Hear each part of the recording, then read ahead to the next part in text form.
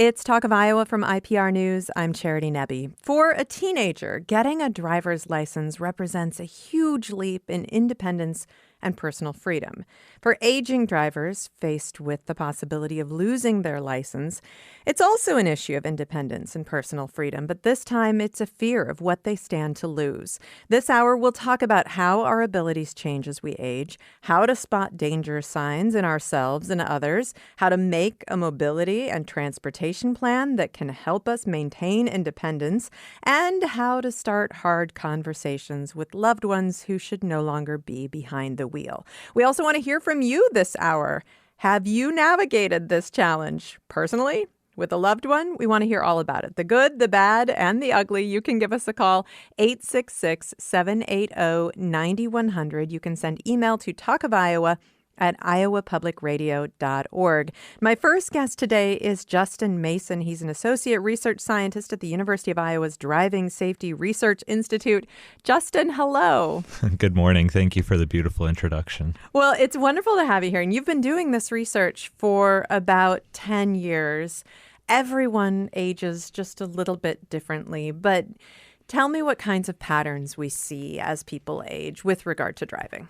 Yeah, great. There's a huge variety in how we handle that. Aging is different for everyone, like you mentioned. There's changes to vision. There's changes to physical function. That could be like neck mobility or range of motion. Physical function as well in the sense of like motor control and like strength and endurance of the muscle. And then, of course, cognitive declines. Reaction time slows as we age. That's very, very normal, and older drivers self-regulate. They realize that, they feel it, and they give bigger headways between the vehicle in front of them. They drive at safer or lower speeds. So again, we're aware of these declines. They aren't scary. We understand them.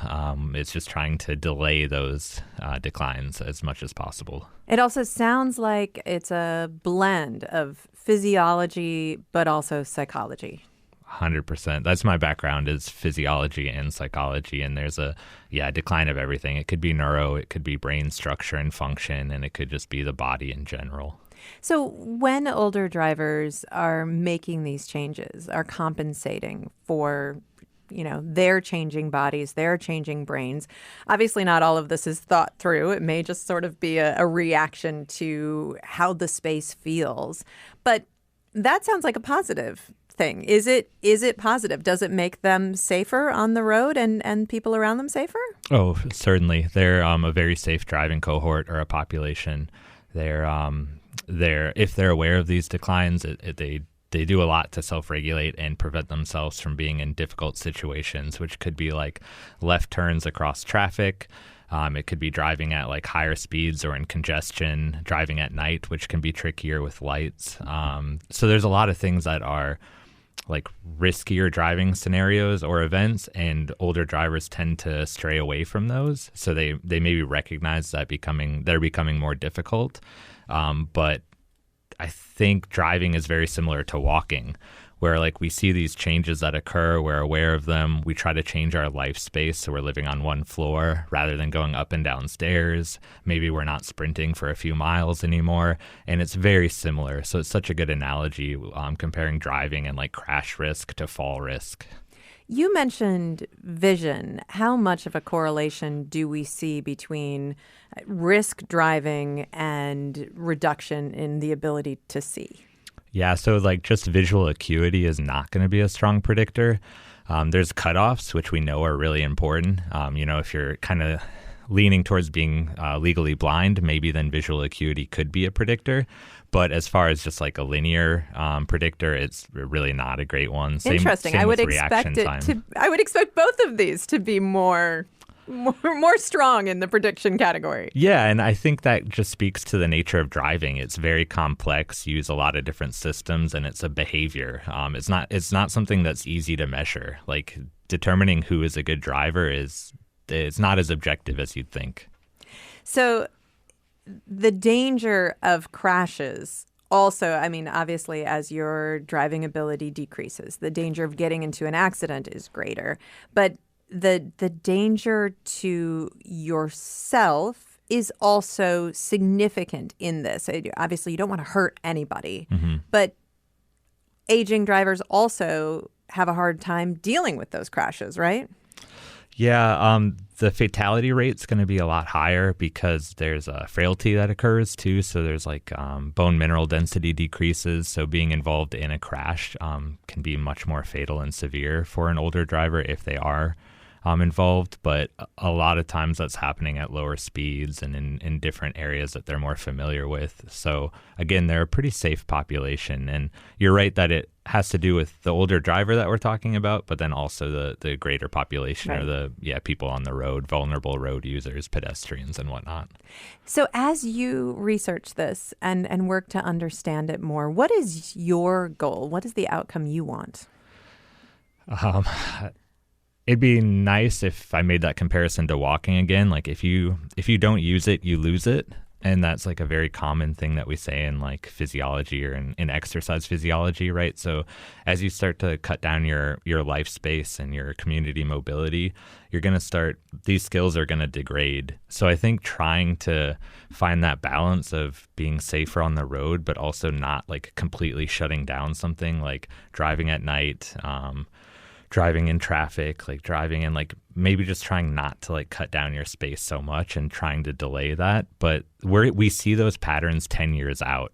So there becomes this pattern of all of these declines, and you can start seeing something occurring 10 years before they decide to retire from driving. So I think that we can do something to kind of like promote and keep people active and keep people like in their, everything, independence, autonomy, social participation, you name it. And I think it's just trying to keep people as active safely for as long as possible. We already talked about how everybody ages differently, and you can meet a 95-year-old who's super sharp and with it. You can meet a 65-year-old who's not. But is there an average age at which you really see a sharp decline in people's ability to drive? That's a phenomenal question. Not that I'm aware of. I think we talk about older drivers being 65 and plus. I really don't think we see it in like the crash statistics. I don't think we see it in like the general mean. Like a lot of these are edge case scenarios where they're kind of outliers. So we're not, by looking at the mean, I think we're missing the picture. So like we're too focused on a central tendency rather than finding these outliers. And we really only have snapshots. So if you come in every year for your physical and you have this like vision test or you have, whatever, that's only a snapshot of what occurred from last year to this year. And there's so much error in that one measurement that maybe they're the same, even though it looks like there's a trend for a decline. So it's really hard to say if there's like this age that like we know we need to start having these conversations. I think it varies. Well, I want to bring another guest into the conversation. Right now, I am talking with Justin Mason. He's an associate research scientist at the University of Iowa's Driving Safety Research Institute. And Anne Dickerson is here with us now, director of the Research for Older Adult Driver Initiative at East Carolina University. Hello, Anne. Hello. And I know. Thank you for. Oh, it's wonderful to have you here, Anne. Yeah, thanks for having me here. I know you've been listening to Justin talk about his research and what he's been learning. You've been working in this space for a really long time. Is there anything you want to add to what Justin was saying? Well, I agree with a lot of what he's saying. There's not an age. Everybody ages very differently. But I do know that the research does clearly show that 70-year-olds are really safe drivers, just like he said. And I would say that the evidence, though, is there is a sharp incline after 80. And it's not, in my opinion, it's not so much the age, but at 80, what happens is we have medical conditions that come in. So I absolutely agree with him. It's not age so much, but it's people then get Parkinson's and they get dementia. So, and at 80, you're going to have more medical conditions that will affect your driving. So I think it's not, oh, you turn 80, you need to stop driving, but it's looking at that age and looking at what medical conditions you have because it just increases with increased age. And this is such a fraught arena. Some people Yes, recognize their limitations, some people don't or won't recognize their limitations. So we'll talk about some of the emotional areas that we have to navigate absolutely. here, Anne, in just a moment. But before we lose Justin, I want to ask both of you, and Justin, you can go first. Are there warning signs that you think each of us should be aware of as we age? Things we should look for that might make us think, okay, I may need to make a change. Justin, you want to go first? Yeah, that's another tricky question. Good morning, Anne. It's really nice to hear from you. So I would say, like, again, it just varies, but being aware of the changes that we're making in our behaviors and tracking them specific to driving. So I don't think it matters if it's visual or if it's cognitive or if it's a range of motion issue. I think it's just being aware of what behaviors you're changing and that being tracked along the way. I don't know if it falls on the individual. I feel like it's kind of a collective. So if there is a family, I think starting that conversation early, and hopefully you'll get to like transportation planning and Yes. realizing that, I mean, of course, not everyone is able to bike, unfortunately, but like there's a lot of other healthy habits and transportation options where like maybe you're walking more because you're getting to a bus.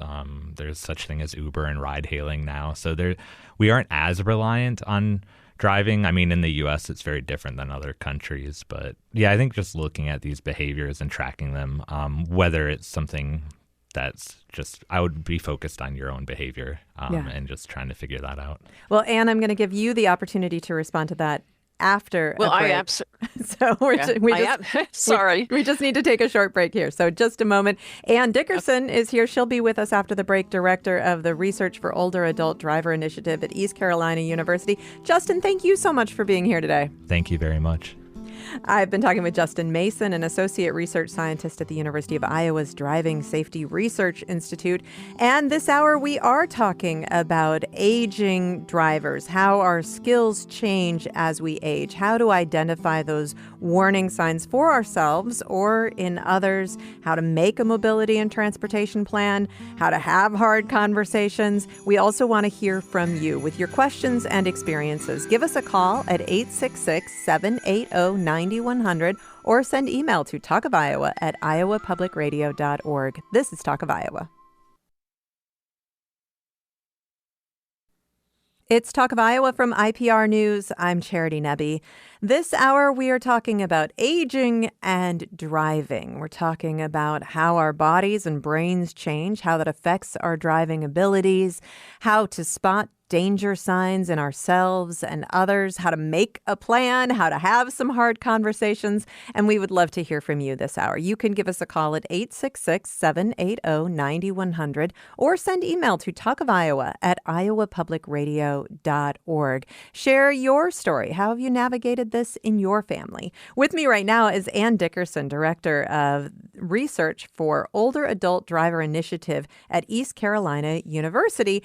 And just before the break, I had to cut you off before you had the chance to respond. But tell me about some of the danger signs that we may be able to recognize in ourselves or see in others that may indicate, okay, it's time to make a change.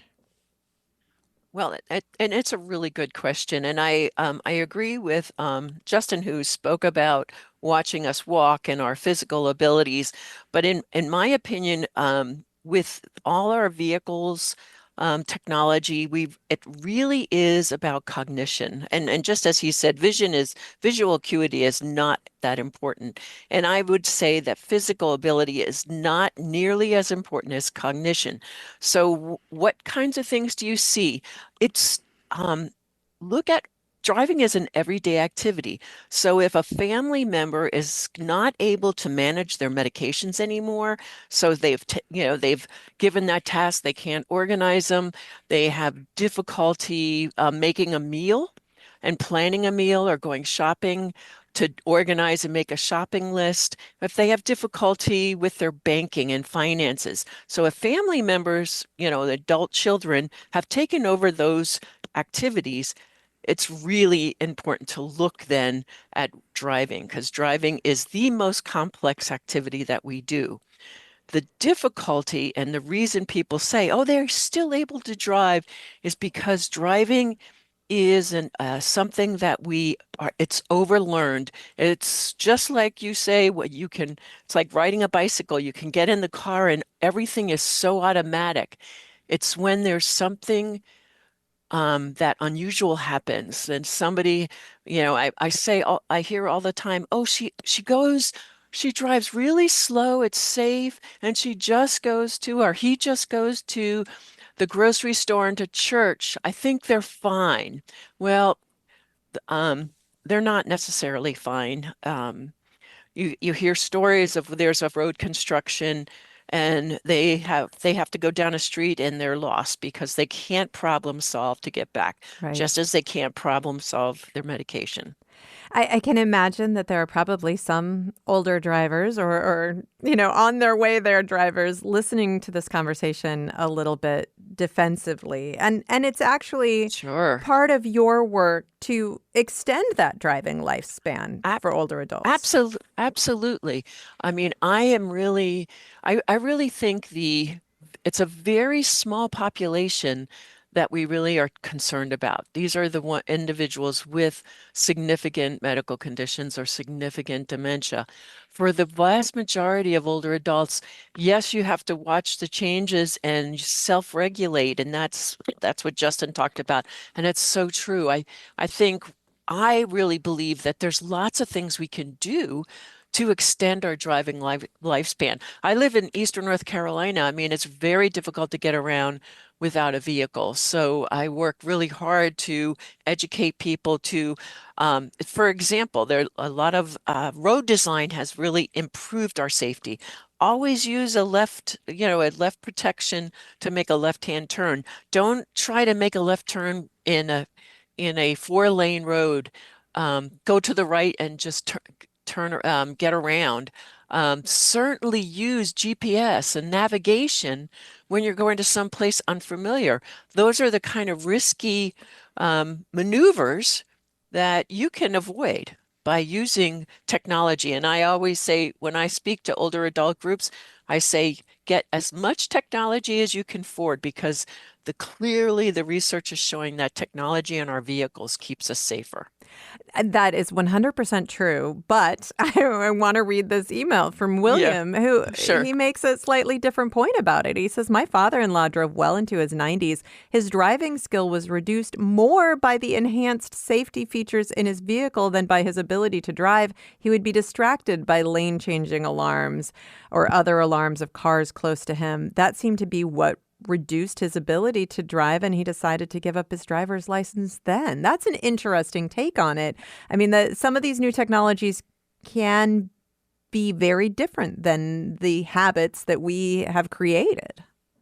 I don't think it was the technology as much as he couldn't multitask anymore. Sure. I do think sometimes, and the older new technology, so when it first came out, lane maintenance, it was not as smart, so it was always going off, but it's actually much smarter now. It doesn't go off unless you're really going off into another lane. Does that make sense? Sure. I've noticed the difference in technology, but when you're into, in the 90s and you get this new technology, and now I'll make a point in a minute. But that sounds more to me of somebody that's having difficulty paying attention to the road and dealing with something else. And so, and that's what we see when somebody has a slower processing, it's slower able to manage the different dynamics in driving. And I was going to say, I was going to say something It's all else. right. It'll pop back into your Yeah, head. I'll ask you it will. another question. Sure. So, obviously, when you're riding with a loved one, you will be observing some of these changes, or maybe people can identify them themselves. We'll talk about that because that can be challenging. But you actually have some assessment tools that people can use, not even just for themselves, but also to assess the driving of a loved one. Tell me about that. Well, I believe that, well, as an occupational therapist, I watch people and I use the assessment of motor and process skills to watch them make a sandwich, a peanut butter and jelly sandwich or a grilled cheese sandwich. And I give directions and have them very, very specific how many pieces of cheese, what kind of toast, and I watch them and see if they finish, the quality of that sandwich and if they follow my exact directions. And that's a kind of, anybody can make a grilled cheese sandwich, but if they didn't put the kind of bread we asked or the kind of cheese, or they didn't also get the orange juice that I asked for, well, we see those kind of changes. And there's a great video on my website, Plan for the Road Ahead, that demonstrates that assessment tool. Another tool we have is what we call Vision Coach, and you're pressing dots on a blackboard, and we have done the research to show that if you're slower than 72 seconds to do 60 dots, you're at risk. And so there's lots of tools, and the occupational therapist that's a driving specialist does many of these tools and then goes on the road if necessary to determine if that individual is fit to drive. You can join our conversation. We're talking about aging drivers this hour. Anne Dickerson is Director of Research for Older Adult Driver Initiative at East Carolina University. You can email us your story, your questions, Talk of Iowa at iowapublicradio.org, or give us a call, 866-780-9100. Russ sent us this email, and speaking of assessments, he says, many years ago, I wondered about my elderly mother's driving ability, so I followed her in my own car to observe for a while. Do you think that's a good plan? That is a good plan. The problem is that, you usually follow that person in the vehicle to somewhere that they know how to get there, and there's not a event that changes the dynamics. And it's really important that knowing when somebody drives too slow. So if anybody is driving 10 to 15 miles below the speed limit, they are not making themselves safer. They're actually in danger because other people are going at the speed limit, and that's when the rear end accidents happen, the rear end collisions. I would say a better thing would be to drive with your mother and say, okay, I want you to find the first gas station you see and turn into that gas station and see if they can find it. Or, I'm going to go to a different part of town and let's see if you can get home. And that would be finding out if they can problem solve to find their way home. It's interesting because there certainly is a point, and with my parents, there came a point where when we would drive around, I just drive because it's easier for me to do it. And so in thinking about this, I think, well, I haven't ridden with my parents in a long time. They've ridden with me. So it's probably important on occasion to get in the passenger seat. Absolutely. I think it's a really good idea. And I remember what I wanted to say before about the technology, but it also goes along with planning ahead. So I really believe that we should all start thinking about our transportation plans. So with the gentleman about the technology, it's learn that technology slower and earlier. Don't wait till you're 95 and thinking, well, maybe I need to be safer. That's something to do early. Learn how to use the technology, learn how to use navigation early so it becomes very familiar. So you don't have to be learning it as you age. And the same thing with the transportation plan. If you avoid driving at night, start using Uber. And I'm not saying you should give up driving, but use Uber. Get used to it so that if you do need to stop driving, it's not going to be learning a new skill. So all these start using the bus once in a while or some other kind of way to get somewhere. And I think starting that transportation plan, just like you plan for retirement, you start making a transportation plan wherever you live. Like, okay, if I can't drive, you might have a surgery coming up. You're like, who else can take me there and who'd be willing? And I believe our family members and extended friends are happy to help us. We just need to ask. I mean, we have this idea in the United States that we all need to be independent when we don't ask for help. And I don't think that's the way we need to be. I think that we've discovered during COVID that we need each other, and absolutely socialization in the vehicle is great. I mean, get a ride with a friend and begin to share those responsibilities. We are going to learn about the Southwest Iowa Transit Agency in just a few minutes, which is one of those organizations that provides rides for people. But as you mentioned, I mean, there are buses, there are taxis, there are ride shares, there are volunteer transportation networks in Johnson County. There's Trail of Johnson County. They provide rides, but also because it's a volunteer organization, they're really providing relationships and community. Volunteers give you sort of the flexibility of, oh, I need to make 3 stops on this trip. That's a little bit hard to do with a bus, for example. So there are a lot of options out there. So what you're saying is maybe at around, what do you think? 60 years old, we start exploring these options and think, okay, what is in my area and what will work? I think the sooner the better. I mean, it's just getting familiar and knowing so that you can be the expert for your friends. Oh, like, hey, I did this and it really was kind of fun. Hey, I took Uber out to dinner and I could have a glass of wine or 2 glasses of wine and not have to worry about driving home. I mean, I think there's a lot of advantages to um, learning other options. And I will say, if a person is diagnosed with a progressive condition, and again, I said before, there's a small group of people that's small that have these medical conditions that we know they're going to be on safe driving at some point, and particularly with dementia, particularly with Parkinson's and those progressive kind of conditions, they should be starting to make that conversation right after that diagnosis. And again, it's not about taking that license away the day they get diagnosed, but the conversation needs to start then so that they can potentially be able to use some of these other options.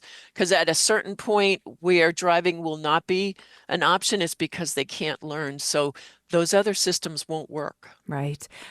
Those conversations are hard to have. Marianne in Sheldon sent this email. She said, I don't remember exactly how old Dad was when I had the talk with him, but he was surely over 80, likely closer to 85. He insisted he could still drive perfectly fine and didn't want to give up the independence that he believed driving gave him.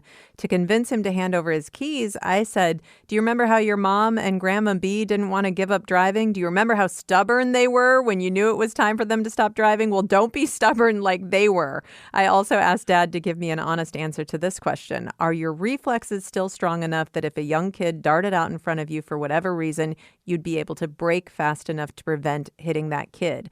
My father had been a funeral director, so he had picked up many a youngster who had been hit by an automobile. Dad knew the horror of that scenario, and I believe that causing him to think through that situation is what finally convinced Dad to sell his car. And that does sound like a tough conversation. How do you suggest starting those conversations, Anne? I think the family member has to think through it and do it in a very comfortable, loving a way. Oftentimes around the holidays is a good time. Make sure that there's supportive people there. So it's not, you know, Anne against mom, that the whole family joins in and then volunteers. We'll help you through this. It is a very difficult, and I think that person sounded like they really handled it well. It's, there's no right way for each person. I think as family dynamics know, you need to pick the right time. If they have a medical condition, the primary care provider should be able to help with that and offer resources. And I do think that starting that conversation earlier rather than later, And So there not waiting are until it's uh, absolutely time to take the keys, but starting that, what, yes. maybe 10 years before.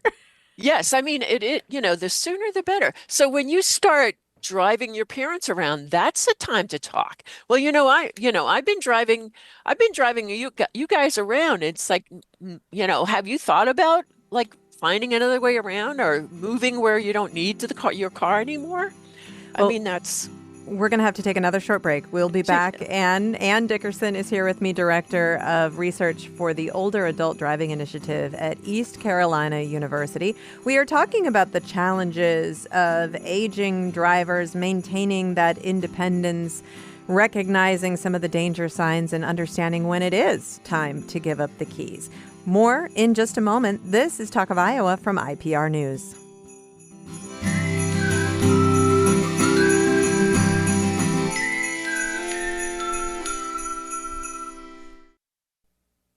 It's Talk of Iowa from IPR News. I'm Charity Nebbe. This hour, we are talking about how our driving skills change as we age, when to recognize danger signs in ourselves or loved ones, how to have those difficult conversations about giving up driving, and how to make plans so that you can still maintain your independence and personal freedom after you've had to give up driving.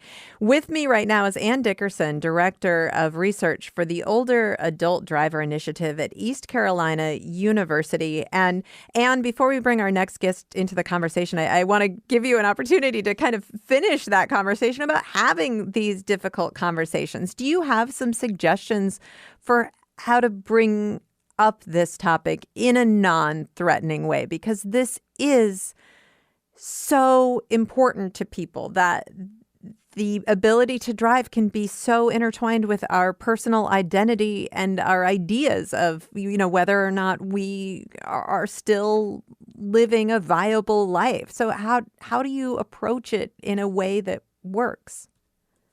well, one thing I want to say is sometimes it's not about driving, but it's the car.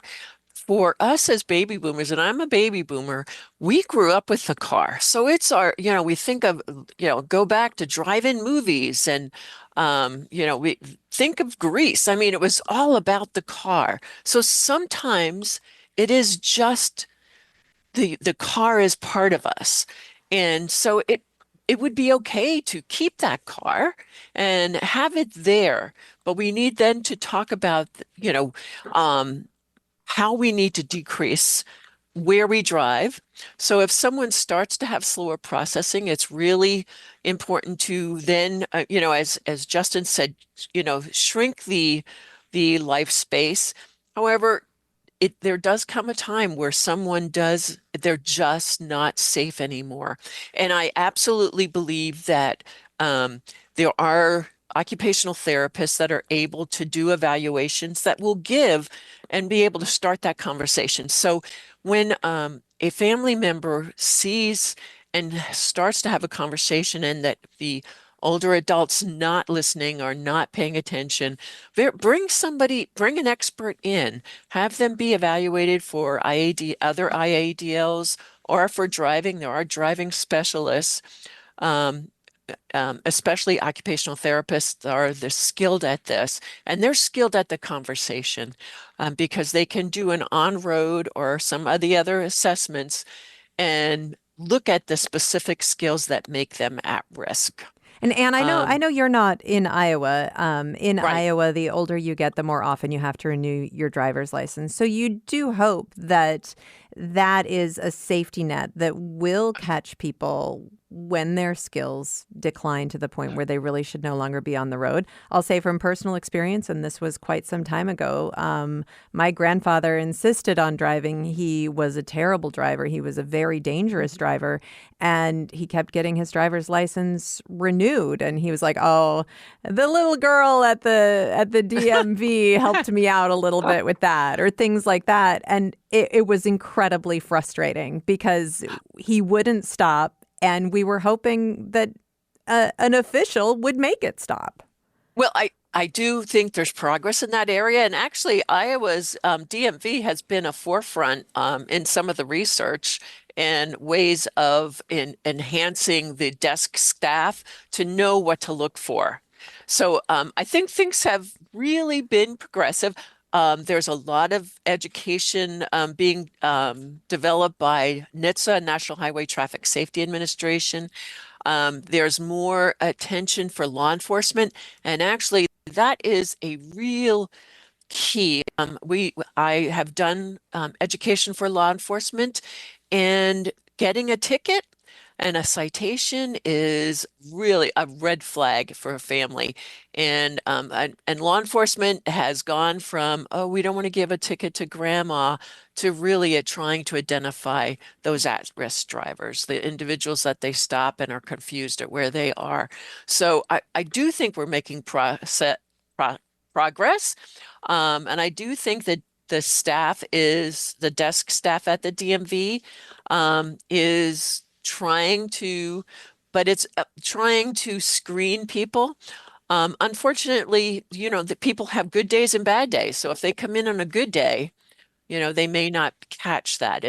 It's family members who know them more better, and physicians should be able to understand, but they're not trained, and they see people for 10, 15 minutes. And that's the difficulty. It is really the family, friends. And when we have somebody that's in a car crash and killed, and people that have gone up the wrong way on a highway, going to turning in front of another person or in a crash and die.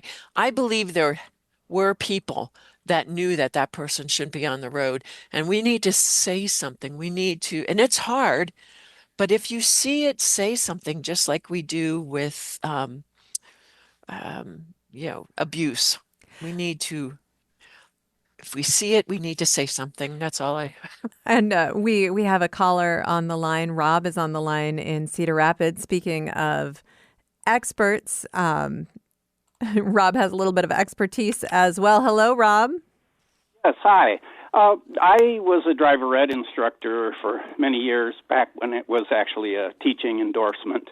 And, now that I'm 75, some things that I used to teach students that I think are really practical for elderly drivers.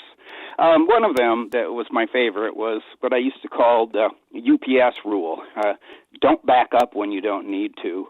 And what I meant by that was, if you can you're in a big parking lot and you can pull through to the other side, do it, instead of parking it the normal way with your nose in and then having to back out. It just, as you get older, your neck gets stiffer. The mirrors just don't seem to cover what they should. And if you just if you're healthy enough to walk the distance, pull through. Excuse me, I'm a little out of breath here. No, just came running inside. That's great. And Justin, very early in the show, was talking a little bit about that, the ways that you can compensate for some growing deficiencies that do make you a safer driver. Rob, that's what I hear you saying as well. One other thing about new technology is that it just takes a little more time to get your head around it. But your rear view camera is way more accurate than the mirrors. I remember trying to teach students you look at all your mirrors, you twist your neck around and look out the side at your blind spot. But you just have to learn to trust that rear view camera thing, because they are amazingly good at letting you know what's happening behind you. But Rob, anyway. Thanks so much for the call, Rob. Anne? I was going to say, Rob, I thank you for saying that, because I still have the driving instructor saying, "Oh, you have to check your blind sight over your shoulder," and the backup camera is so good. It's absolutely, you can see things much better. Yeah, it's hard to retrain after all those years. But we want to have another guest join the conversation here because, of course, losing the ability to drive can be difficult for anyone. It can be particularly challenging for people who live in rural areas. But in most places, there are services that can help. John McCurdy is the executive director of the Southwest Iowa Planning Council, and he is here to tell us about the Southwest Iowa Transit Agency, or SWITA.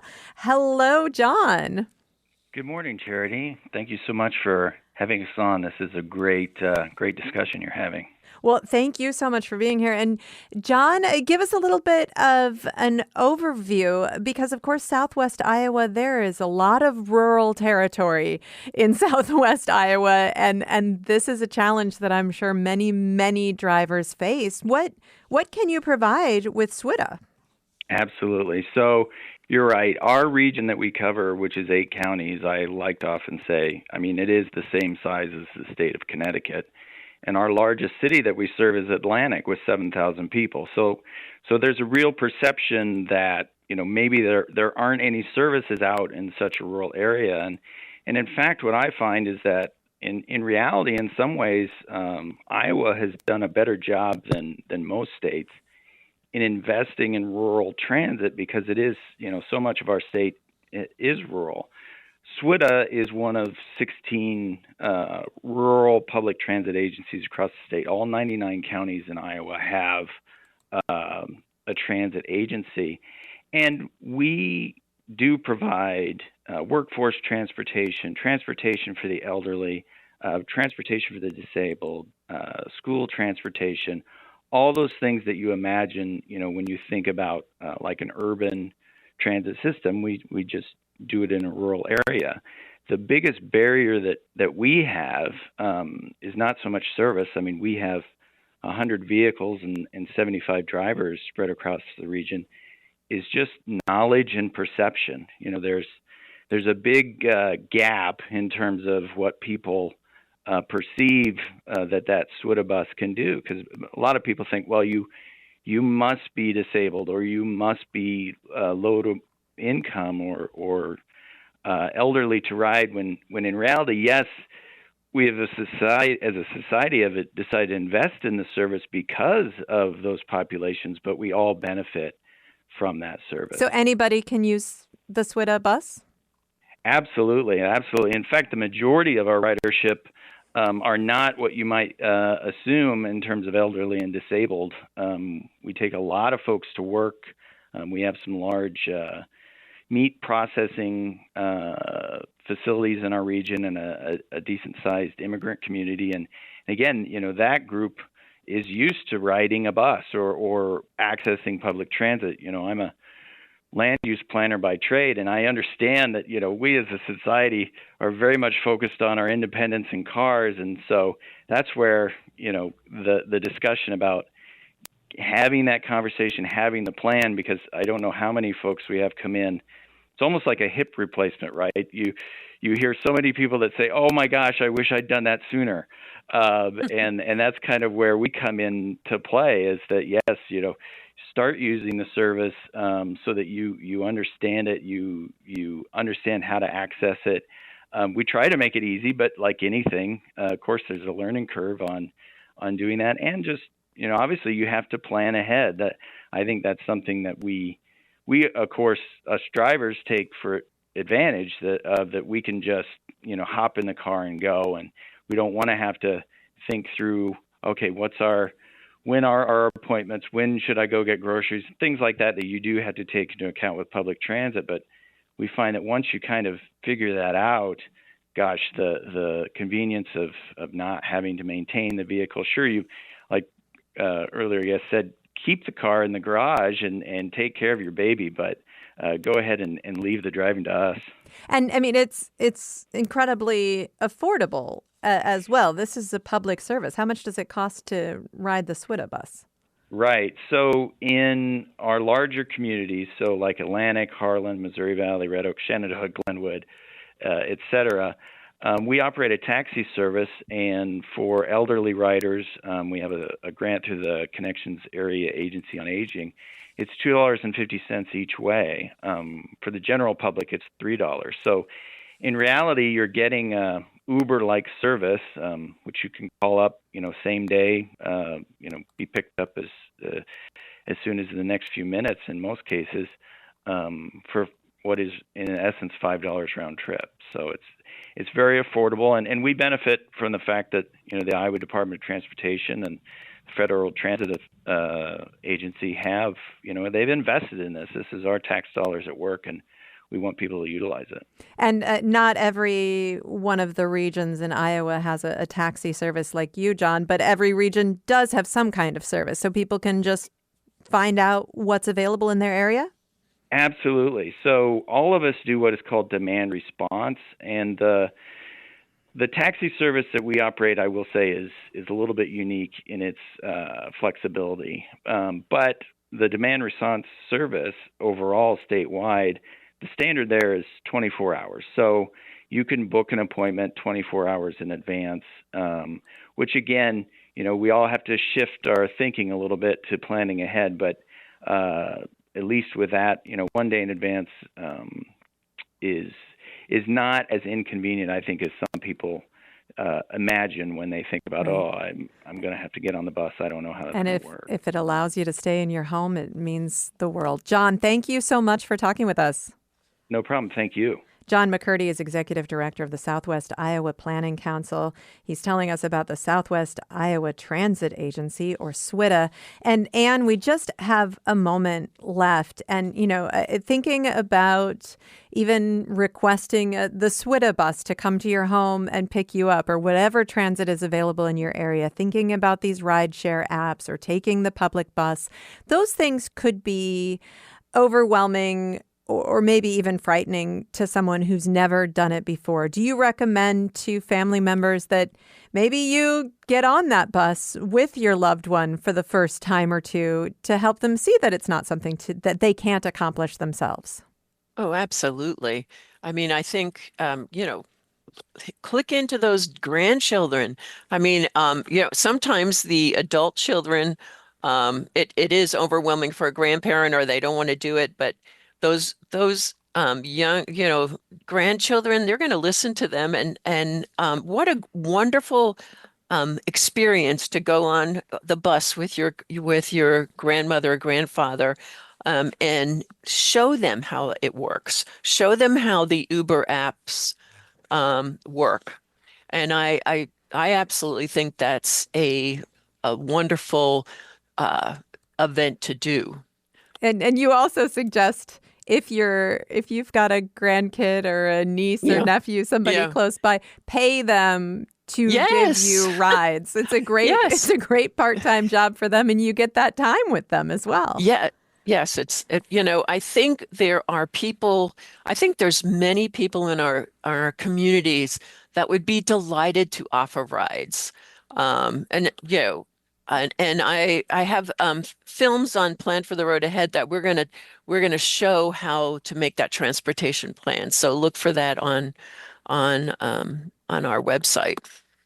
Anne, thank you so much for talking with me today. Oh, thank you.